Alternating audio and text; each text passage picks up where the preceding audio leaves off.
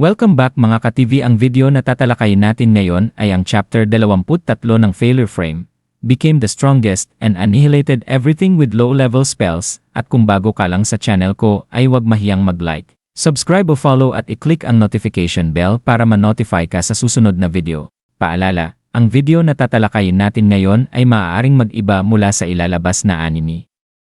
Hindi ko inaangkin ang mga drawing o anumang materyales na ipapakita. Ang layunin ko ay magpakita ng suporta at magbigay ng impormasyon tungkol dito. Ang lahat ng kredito ay nananatili sa mga orihinal na may-ari. Maraming salamat, si Mimori, na ipinadala sa isang inabandunang guho ng Diyosa upang alisin siya. Ay nagbalik na buhay, isang bagay na ikinagulat ni Seras nang makatagpo niya ito sa isang madilim na kagubatan. Natuklasan ni Seras na ang nakapirming libingan sa ilalim ng lupa ay isa palang guho kung saan itinatapon ng Diyosa ang mga taong hindi na niya kailangan, kabilang ang dakilang pantas na si Anglin na natapos din ang buhay doon. Ibinunyag ni Mimori na natagpuan niya ang Azure Dragonstone sa mga kagamitan ng isang bangkay sa guho na nagpapahiwatig ng trahedya na kapalaran ng marami na ipinadala doon ng Diyosa.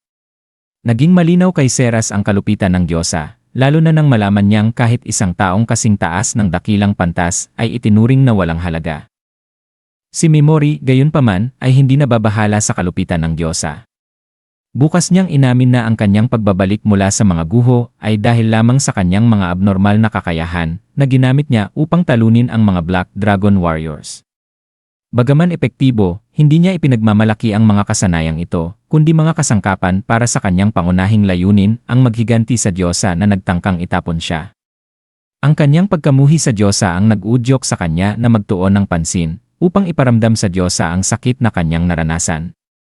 Ipinahayag niya kay Seras na handa siyang wasakin ang sinumang hahadlang sa kanyang paghihiganti na nagpapakita ng malamig at walang awang panig ng kanyang pagkatao. Sa kabila ng mapaghiganting likas ni Mimori, ipinangako ni Seras ang kanyang katapatan sa kanya. Inamin niya na kung hindi siya iniligtas ni Mimori mula sa 5 Dragon Warriors, maaaring patay na siya. Ibinunyag ni Seras ang kanyang pagkadismaya sa Diyosa ng Alion at ipinahayag ang kanyang kahandaan na tulungan si Mimori sa kanyang paghihiganti, sa kabila ng pagsalungat nito sa kanyang sariling mga prinsipyo ng pananampalataya at hustisya. Sinabi niyang wala na siyang lugar sa mundo, dahil maging ang kanyang espada, na minsang inialay para sa mga banal na kabalyero, ay nawalan na ng layunin. Sa sandaling ito ng kahinaan, inialay niya ang kanyang buhay at kapangyarihan kay Mimori. Hinihiling na gamitin siya ayon sa kanyang kagustuhan. Si Mimori, na kinikilala ang halaga ng kanyang katapatan, ay sumang-ayon, bagaman pinagninilayan niya ang kalikasan ng mga pabor at katapatan. Nauunawaan niya na ang mga relasyon na nabuo sa katapatan at pasasalamat ay maaaring mas matibay kaysa sa mga nabuo sa pamamagitan ng pera, dahil ang mga bayarang mandirigma ay madaling maaakit ng mas mataas na alok.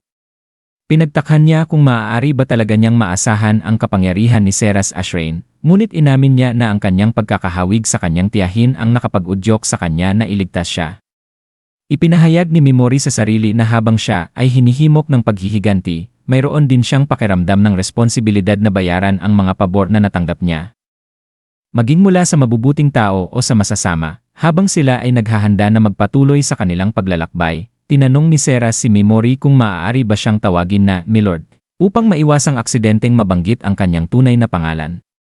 Pumayag si Mimori, ngunit naramdaman na masyadong formal ang titulo, kaya nagkasundo sila na gamitin ang Tokadono kapag sila ay nag-iisa.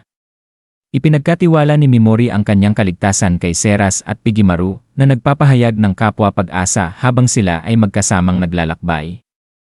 Pagkalipas ng 2 araw, dumating sila sa isang nayon sa pagitan ng kabisera ng Uruza at Miruzu kung saan nagaganap ang isang pista.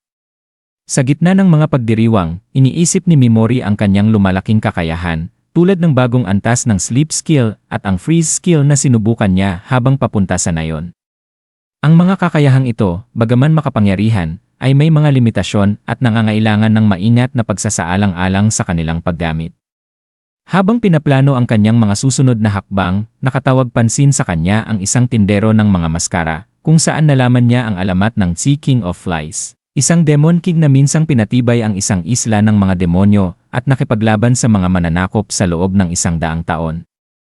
Bagaman natalo ang Demon King sa huli, ang kwento ay naging popular at ang mga maskara na kumakatawan sa kanya at sa kanyang mga alagad ay malawak na ibinebenta sa buong kontinente. Nahuhumaling sa kwento, binili ni Memory ang maskara ng King of Flies at nagmuni-muni kung ano ang isasagot niya sakaling tanungin kung sino siya.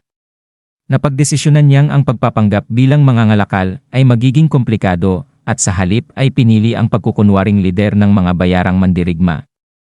Naniniwala siya na ang papel na ito ay magpapahintulot sa kanya na itago ang kanyang tunay na pagkakakilanlan habang nagbibigay ng makatuwirang paliwanag para sa kanyang pag-aari ng mga sandata.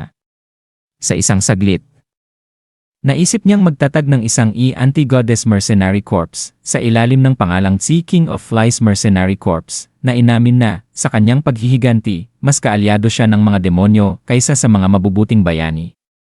Ang kanyang mga iniisip ay bumalik kay Diosa Vices at ipinangako niya na siya ang magiging dahilan ng kanyang pagkawasak na pinapatakbo ng isang tao na ibinenta na ang kanyang kaluluwa sa Diablo.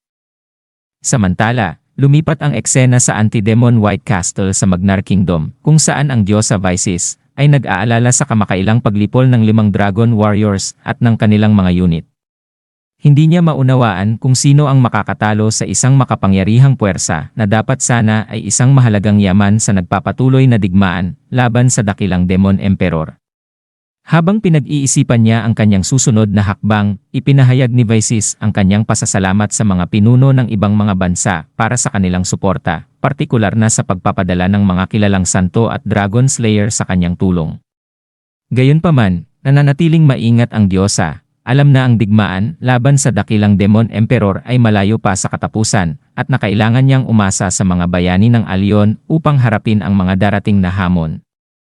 Ang tensyon sa pagitan ng mga bansa at ang banta ng dakilang Demon Emperor ay nagdaragdag sa pagiging komplikado ng sitwasyon na nag-iwan kay Vices na nag-isip tungkol sa hindi tiyak na hinaharap. At diyan nagtatapos ang chapter 23 ng Failure Frame.